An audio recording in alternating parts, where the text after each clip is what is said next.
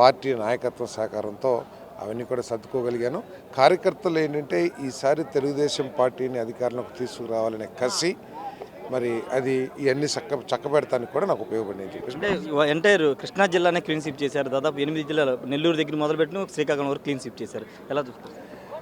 అంటే ఇంత clean sweep ఊహించలేదేమో కానీ స్వీప్ అయితే ఉంటుందని మాత్రం ఊహించాం.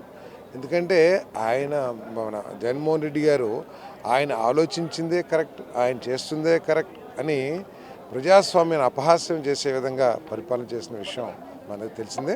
దాని పట్ల ఆ ప్రభుత్వం పట్ల ఒక వ్యతిరేక భావం బాగా గూడు కట్టుకుని ఉండటం మూలంగా ఈ విధంగా క్లీన్ స్వీప్ అయిపోయిందని చెప్పి భావిస్తాను. ఫైనల్గా క్యాబినెట్లో ఉండే అవకాశం ఉందా? 2014-19 వరకు మిమ్మల్ని ఉద్దేశపూర్వకంగా పక్కన పెట్టారు. 2 సార్లు షఫ్లింగ్ జరిగిన సమయంలో కూడా ఈసారి ఏమైనా ఉండే అవకాశం ఉందా?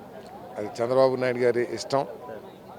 వారు ఏ విధంగా ఆలోచిస్తారో వారి ఆలోచనకి తెలుస్తుంది నాకు.